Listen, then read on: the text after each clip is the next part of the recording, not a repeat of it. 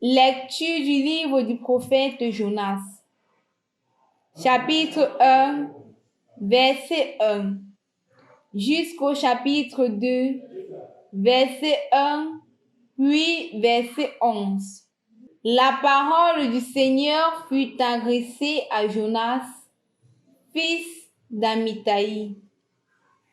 Lève-toi, va à Ninive, la grande ville païenne, et proclame que sa méchanceté est montée jusqu'à moi. Jonas se leva, mais pour s'enfuir à Tarsis, loin de la face du Seigneur. Descendu à Jaffa, il trouva un navire en partance pour Tarsis. Il paya son passage et s'embarqua pour s'y rendre, loin de la face du Seigneur. Mais le Seigneur lança sur la mer un vent violent, et il s'éleva une grande tempête, au point que le navire menaçait de se briser. Les matelots prirent peur. Ils crièrent chacun vers son Dieu, et pour s'alléger, lancèrent la cargaison à la mer. Or, Jonas était descendu dans la cale du navire. Il s'était couché et dormait d'un sommeil mystérieux. Le capitaine alla le trouver et lui dit: Qu'est-ce que tu fais? Tu dors? Lève-toi, invoque ton Dieu. Peut-être ce Dieu s'occupera de nous pour nous empêcher de périr. Et les matelots se disaient entre eux: Tirons au sort pour savoir à qui nous devons ce malheur. Ils tirèrent au sort, et le sort tomba sur Jonas. Ils lui demandèrent: Dis-nous donc, d'où nous vient ce malheur? Quel est ton métier? D'où viens-tu? Quel est ton pays? De quel peuple es-tu? Jonas leur répondit: Je suis hébreu, moi. Je crains le Seigneur, le Dieu du ciel, qui a fait la mer et la terre ferme. Les matelots furent saisis d'une grande peur et lui dirent: Qu'est-ce que tu as fait là? Car ces hommes savaient, d'après ce qu'il leur avait dit, qu'ils fuyaient la face du Seigneur. Ils lui demandèrent: Qu'est-ce que nous devons faire de toi pour que la mer se calme autour de nous? Car la mer était de plus en plus furieuse. Il leur répondit: Prenez-moi, jetez-moi à la mer, pour que la mer se calme autour de vous. Car je le reconnais, c'est à cause de moi que cette grande tempête vous assaille.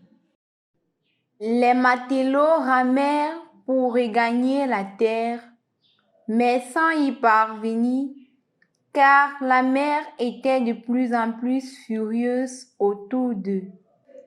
Ils invoquèrent alors le Seigneur. Ah Seigneur, ne nous fais pas mourir à cause de cet homme, et ne nous rends pas responsables de la mort d'un innocent. Car toi, tu es le Seigneur. Ce que tu as voulu, tu l'as fait. Puis, ils prirent Jonas et le jetèrent à la mer. Alors, la fureur de la mer tomba. Les hommes furent saisis par la crainte du Seigneur. Ils lui offrirent un sacrifice accompagné de vœux. Le Seigneur donna l'ordre à un grand poisson d'engloutir Jonas. Jonas demeura dans les entrailles du poisson 3 jours et 3 nuits. Alors, le Seigneur parla au poisson, et celui-ci rejeta Jonas sur la terre ferme. Au nom du Père et du Fils et du Saint-Esprit. Amen. Loué soit Jésus-Christ. Cela tombe à pic quand ce jour, nous ouvrions et nous étudions le livre de Jonas, spécialement en ce mois d'octobre qui est le mois dédié à la mission. Et on voit un modèle qui nous est présenté, une manière missionnaire de faire. Premièrement, en vue du regard de Dieu et deuxièmement, en vue du regard de celui qui a envoyé en mission. Dans la première lecture d'aujourd'hui, on voit comment Dieu dit à Jonas d'aller à Ninive, la grande ville païenne, annoncer la repentance, annoncer l'appel à la conversion du peuple. Mais pour un juif, c'est compliqué. Pour un juif, c'est vraiment une insulte d'aller annoncer à celui qui les a maltraités, celui qui est païen, celui qui ne connaît pas Dieu, une culture idolâtre, la conversion. C'est ainsi qu'on comprend pourquoi Jonas décide, au lieu d'aller à Ninive, il va à Tarsis, donc la ville opposée de Ninive, tout simplement parce qu'il ne veut pas annoncer la conversion du peuple. Il ne veut pas annoncer l'amour que Dieu a pour le peuple des païens. Il ne se rend pas compte que l'amour de Dieu est universel.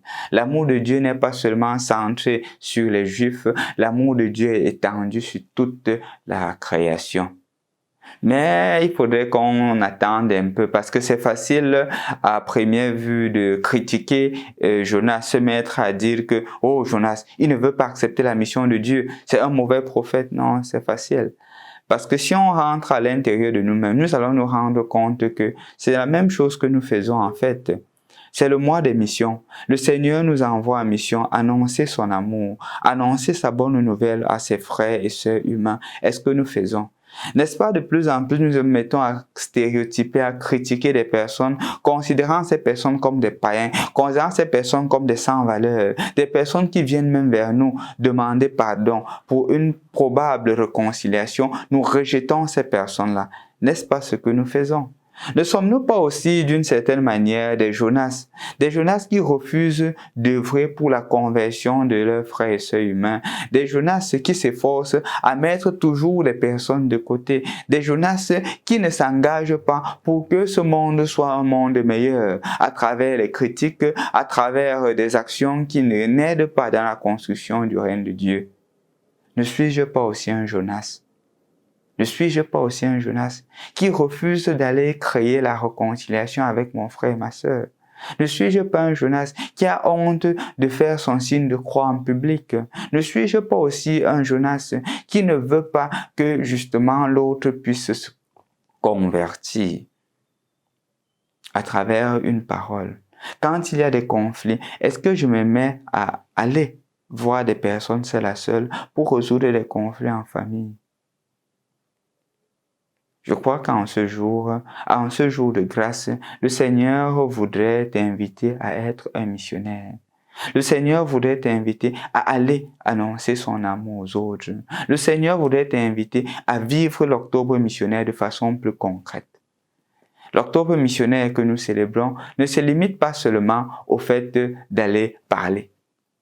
Ça se vit aussi à travers la capacité de prier pour les autres, la capacité de ne plus centrer ma prière seulement dans mon univers, mais la capacité de voir les souffrances dans le monde et d'agir à travers la prière. Les domaines dans lesquels je ne suis pas suffisamment fort pour pouvoir agir, je demande au Seigneur de susciter des personnes pour qu'ils puissent annoncer son amour là-bas.